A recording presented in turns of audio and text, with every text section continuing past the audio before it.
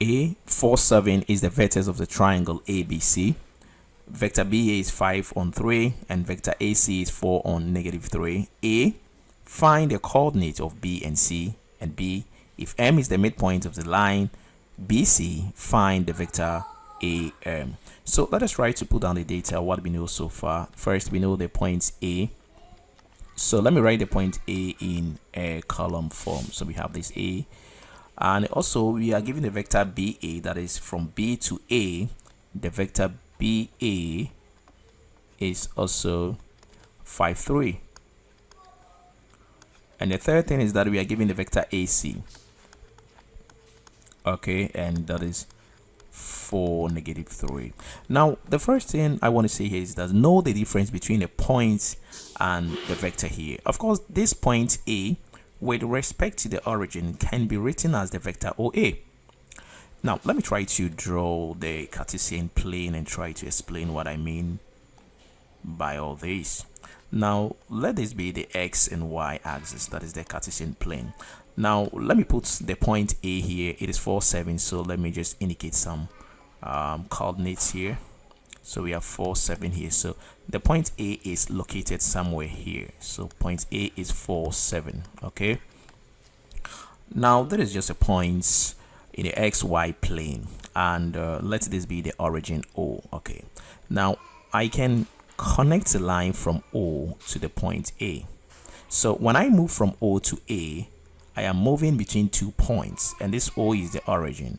And because a vector has direction, I have to show this direction with an arrow. So this means I can just move from O to A, and this is what we call the vector OA. So when I write OA with an arrow on top, I am referring to the points, or let me say the position vector of A. We say position vector of A, position vector of A, or I am referring to the point A. I'm just referring to the point A. So in other words, if I write OA, the vector OA, I just mean the point A. If I write the vector OB, I mean the point B. If I write the vector OC, I mean the point C. So instead of saying point A, point B, point C, we can call them vector OA, vector OB, vector OC. That is, for the point, we are referring to the point with respect to an origin O, which is 0, 0. Now I can decide to put another point B here. Let me show you something here. If I put another point B, I don't know the coordinate of B anyway, and then I decide to refer to B with respect to the origin O here, as I did with A. Let me connect a line from O to B here. Yes, of course, that is the vector OB, right? That is from O to B. Now let us see what is happening here. From the origin O, I can move from the origin O to the point A, and if I want to do that, I can just stand it here at the origin O and move straight to A. So I can move from O to A, and I will have the vector OA. Now, if I want to move from O to A, I can do that straight ahead. Or because I have the point B, I can decide to also, use the point B or pass through the point B before getting to A. In other words, I can move from the point O to B, then from B, I'll move to A.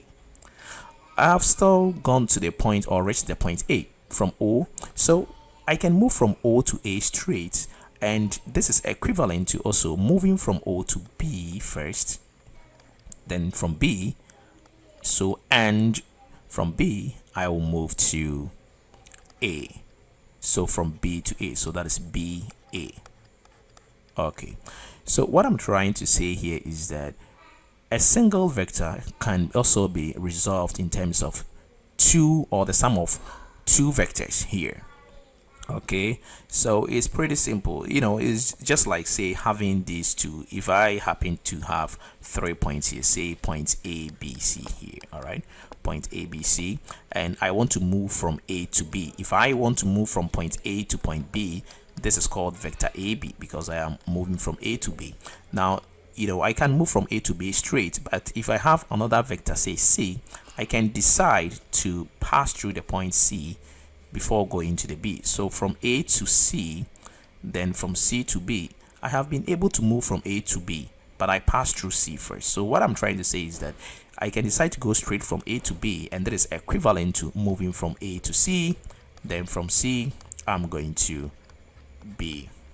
Okay, so let's see what is happening here. Now, when we have the case of this origin, that is the OO, the 0 that we have here, the point O, which is 0, 0. Now, I can decide to make the vector BA the subject. If I leave the vector BA on the right side here, I have the vector OA on the left side here. And when I subtract the vector OB from each side of the equal sign, I have vector OA minus vector OB. So let me write this well. Let me write the one on the right first. So this implies that vector BA, that is moving from B to A, is equal to the vector OA minus the vector OB. Now, I want to say this here. This is what we call position vectors. So we are indeed looking for the position of, the individual points. All right. And, I have said that if you say the point A is equivalent to saying the vector OA. The point A means, that is, OA means moving from the origin to the point A. Of course, the origin is 0, 0, so it doesn't change the coordinate of A. Now, instead of saying the point B, I can decide to say the vector OB, because I'm moving from the origin, which is 0, 0, to the point B. Instead of saying the point C, I can say the vector OC. All right. So that is what we've learned so far, and that is what we call position vectors. And more importantly, if you are given, say, the point AB, the vector AB. Vector AB means moving from the point A to the point B. So that is what we call vector AB, that is A to B. Now, and I ask you to separate this vector into 8 points. Now, this vector is made up of the points A and B, 2 points. So I want you to separate this into A and B.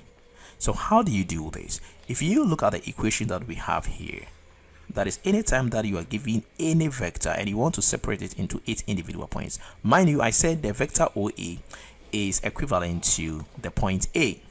So OA is like A here and OB is B here. So BA is A minus B. All right.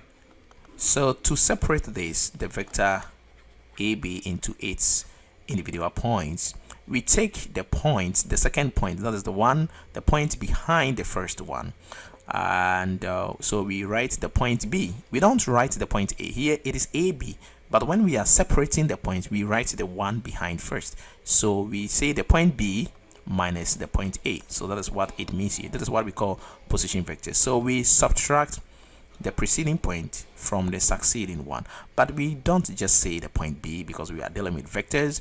B is the same as the vector from O to B, so we say the vector OB, and then A2 we say the vector OA. So that is what we call position vectors. So I think you can now do this. For example, if you are given the vector AC, you can separate it as you guess, right, the C first, so C minus the A, but we don't say C, we say OC vector, then we say OA vector.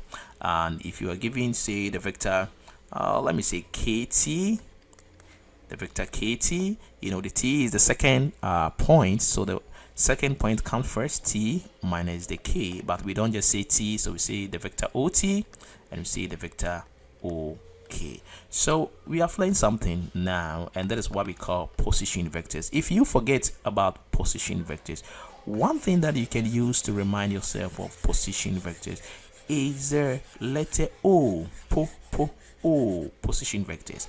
So you can remind yourself that because it is position O, always it will be dealing with O and something. So for example, if you have the vector BA, because you want to separate this into their individual position or their individual points, is A minus B, it is position O position. So you say O, so you say OA, then you say OB.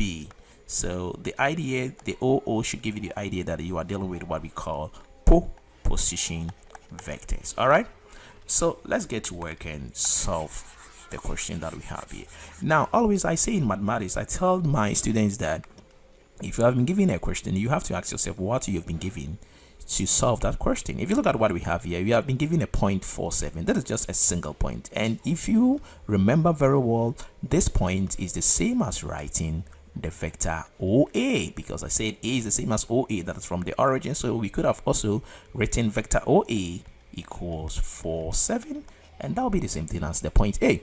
All right, we have also been given the vector BA, which is a fusion of 2 points. That we have the point B and A, so there's a vector from B to A. Then we have also been given the vector AC, that is 2 points from A to C. Now the first question says we are to find the coordinates of the point B. We have to find B, that is we have to find the x coordinate and the y coordinate of B. So back to the data that we have over here. Where do we see B? No, we don't see B here. Okay, we see B here in the vector BA. So from BA we can find B. That is when we split the vector BA, we will have B and A, so that we can find the B, because we have been asked to find the B. So how do we split a vector into 8 points, into 8 position vectors? And I think you remember that one too. So let's see how we do that. But do we even have to do that? If we split it, then that means we should also know the vector OA, or the point A. Of course, the question gave you A here, that is 4, 7. So of course, we can use this vector, just this vector, to find the coordinate of the point B. So let us start work here. So we will write vector BA, and we want to split this vector into 8 position vectors or points. And we write the point, that is the second one first, minus the first one. But we don't just say A and B, we call them vectors. So we say the vector OA minus the vector OB. So the vector OB is just the point B, as I did say here. The vector OA is the point A, the vector OB is the point B, the vector OC is the point C. So talking about the vector OB here, that is the point B, and of course the question says we are to find the point B. Okay, so why don't we make this the subject? In other words, let the point or the vector OB stand alone. Now, because this vector here is negative, I don't want to work with negative signs or negative terms or numbers, so I want to change this to positive. And to do that, I'm gonna add the vector OB to each side of the equal sign, or how should I even say it? Okay, I'm going to move this vector negative 0b, or sorry, OB, the vector B, or the point B, to the left side of the equal sign. Now when I do that, the sign here will change. So what I'm doing here is I'm kind of adding vector OB to each side of the equal sign, or you can say I am moving this vector to the other side here. So the sign here is gonna change. So I'm going to have positive vector OB here, the equal sign here, and the vector OA is already on the right side of the equal sign, so I'll write OA here, and I will also send the vector BA to the left side, or in other words, I will subtract the vector BA from each side of the equal sign, and I will have the sign change here to negative or minus vector BA. So OB vector is the same as the point B, and of course I'm finding the point B, so it's pretty much easy here. And the vector OA here is just the point A, as I did say. You see A, the point A 4, 7 is the vector OA. So OA is 4, 7, and then the vector BA is giving us 5, 3. So let me write 5 through here.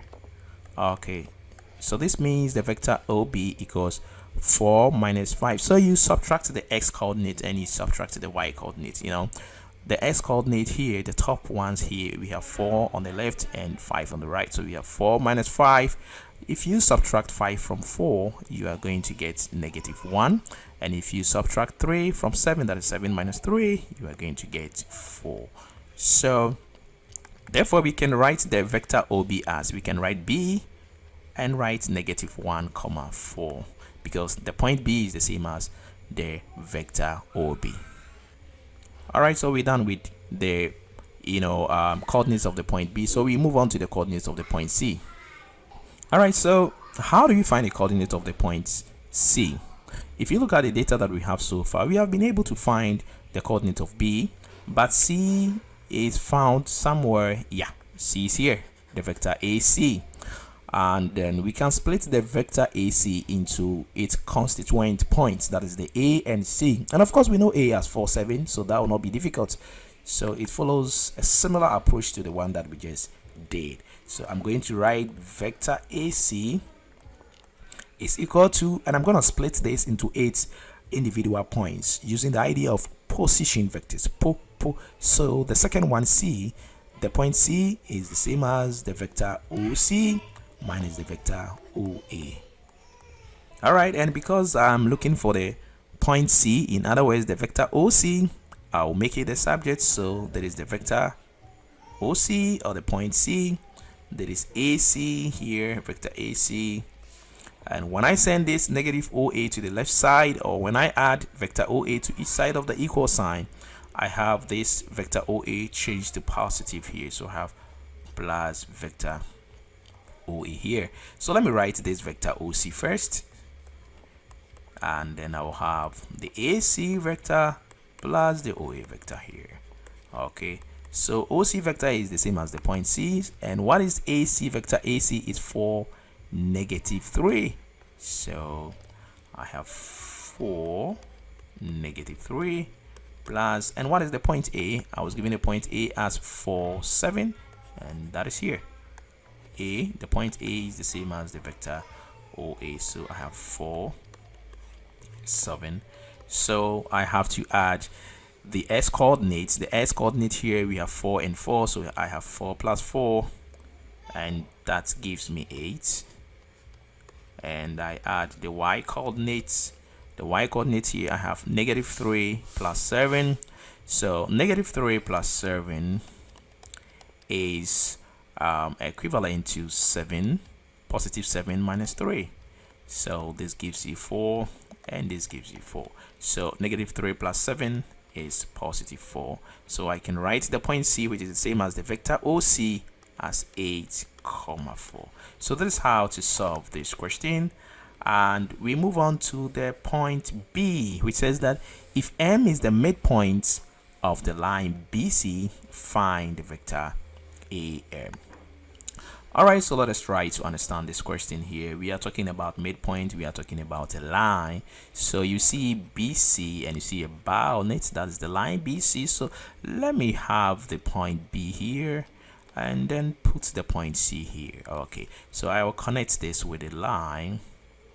Okay, and the question says if M is the midpoint. So when we say midpoint, midpoint is short for middle of the point, midpoint. So I think this one is very clear. Midpoint, middle of the point. Okay, so if M is the midpoint, then M should be found somewhere here, that is at the middle of the line BC. Okay, now before we go on from here, let me try to illustrate this idea of midpoint with another line here. Let us take our rule. If you take your rule, you see something like this: 0, 1, 2, 3, 4, 5, and let me put it at 6 here. Okay, so let's assume that let's take it that we have it up to 6 here. All right, that should be okay. Now, what is the middle points of this rule? There is a 6. Okay, let the measurement be in centimeters. So there is a 6 centimeter rule. Don't be confused that I am starting from 0, because I started from 0 because of this. Let me show you why. From 0 to 1, let us assume that each point here is 1 centimeter. So from 0 to 1 is 1 centimeter. From 1 to 2 is 1 centimeter. From 2 to 3, the length is 1 centimeter. From 3 to 4, the length is 1 centimeter. From 4 to 5, the length is 1 centimeter. From 5 to 6, it is 1 centimeter. So how many centimeters do I have here? Let me count it. 1, 2, 3, 4, 5, 6. So that makes 6 centimeters. So this means that if I take off the 0, this line will not be 6 centimeters, it will be 5 centimeters. And that is the reason why that your rule even starts measurement from 0, because if you take out the 0, then you cannot tell us that this length here is 2 centimeters. No, because from 1, if you move from 1 to 2, you have not covered 2 centimeters. You have covered just 1 centimeter, because between 1 and 2, you have just added 1 to it. And that is why we have to move from 0 to 2, and that makes 2 centimeters. I hope that is clear. All right, so the question that I want to ask here is that what is the middle of this rule? What is the middle? Let me check. The middle means the center, the midpoint. Okay, there is the first point on the left side, and there is the first point on the right side. There is the second point on the left, the second point on the right, the third point on the left, the third point on the right. So I have covered 3 here, 3 there. So 3 remains the middle, that is the midpoint. And of course, 3 is the middle of this rule. But how can we get this easily without necessarily checking from the left and the right?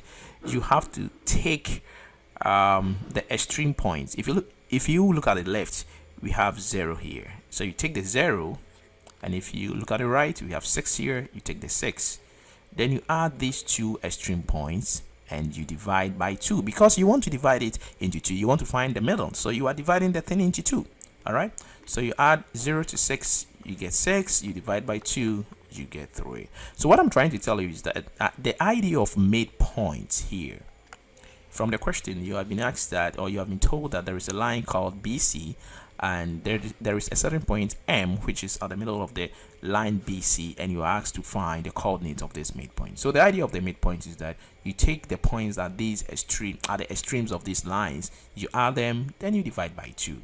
Okay, so if the point BC, let us assume that let's assume that the point B is at say 2, and then C is at say 6, and we want to find the middle here. Then we need to take 2 and then 6, we add 2 to 6, and we divide by 2 to get the middle, that is the midpoint, and that will be 4. But there is not just a point. These are vectors. We are dealing with vectors, and vectors have 2 coordinates, that is x and y. So that means we are going to work on the x and the y at the same time. Now let's get back and look at the point B. We solve for the point B, and B is -1, 4. So let me attach the point -1, 4 to the B. And what is the C? The C2 is 8, 4. So that is C 8, 4.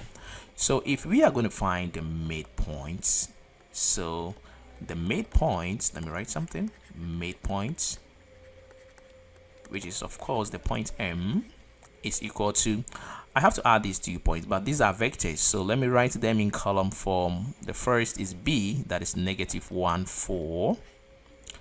So plus the second is 8, 4.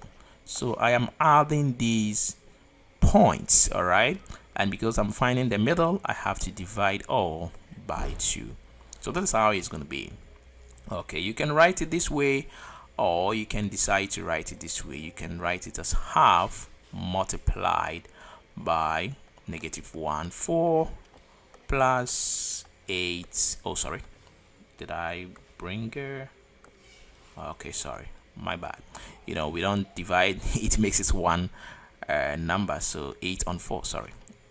That is how it has to be. And I have to say it here, most students write vectors with division line between their 2 coordinates, and that is not a vector. For example, if you write 1 on 2, that is a vector. 1 is for the x coordinate, 2 is for the y coordinate.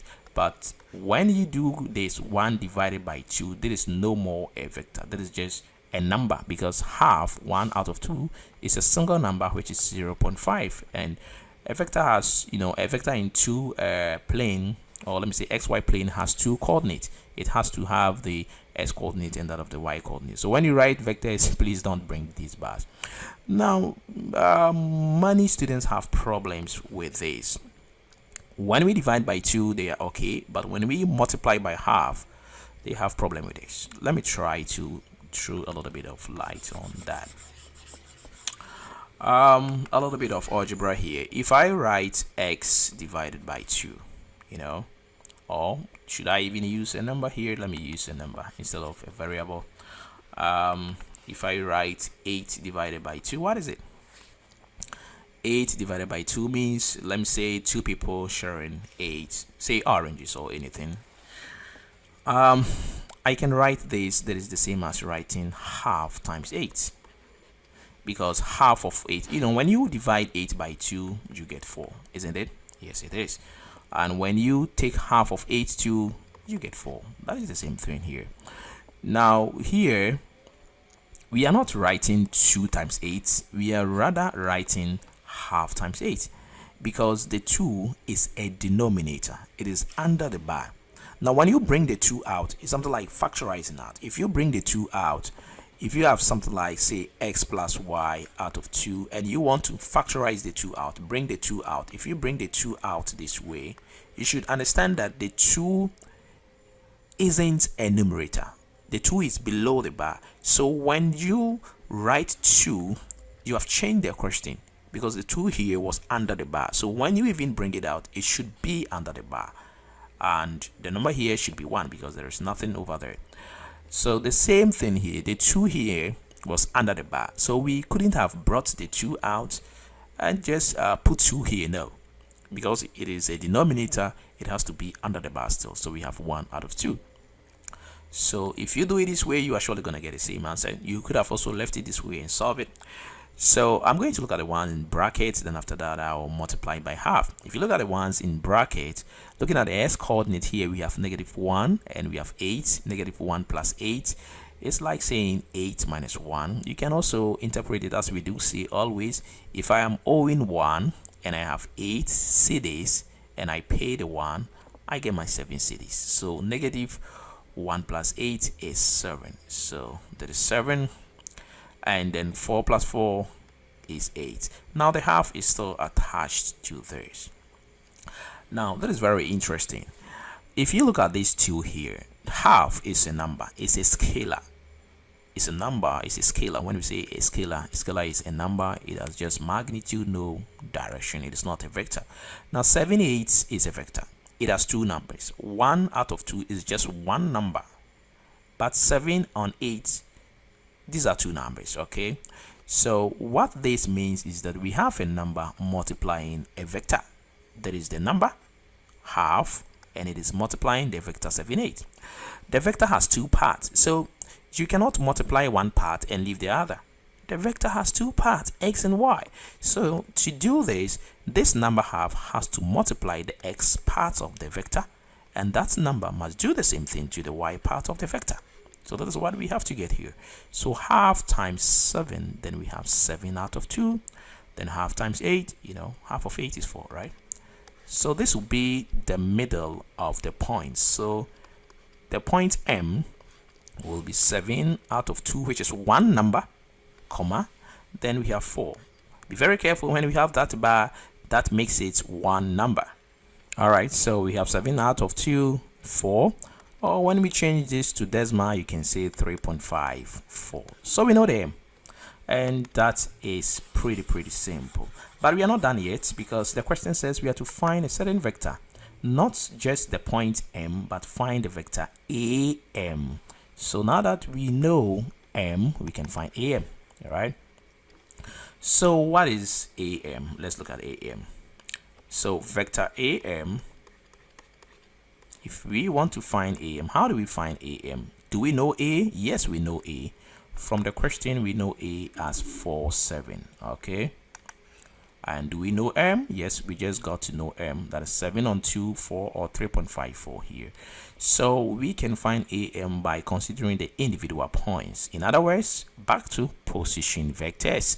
So we split this into these points, that is into their individual points, and that is OM, that is the second one, vector OM minus vector OA. All right, so this time around we are finding AM, so there is no need to make anything the subject, because AM, vector AM, has been made the subject. It stands alone, so we are there already. Now what is OM? OM is the same as the point M, which is 7 on 2 or 3.5. I'm going to use the fraction. I'll use 7 on 2, 4. So that is OM. Then OA is 4 on 7. Alright, so I have to do some small subtractions here. 7 on 2 minus 4, what is it? Or if I convert it to the decimal, that will be pretty simple to look at. Look at this. 7 on 2 is the same as 3.5, right? So 3.5 minus 4, what do you see? Negative 0.5. Because when you add 0.5 to 3.5, you get 4. So the answer here should be negative 0.5, or it should be negative half.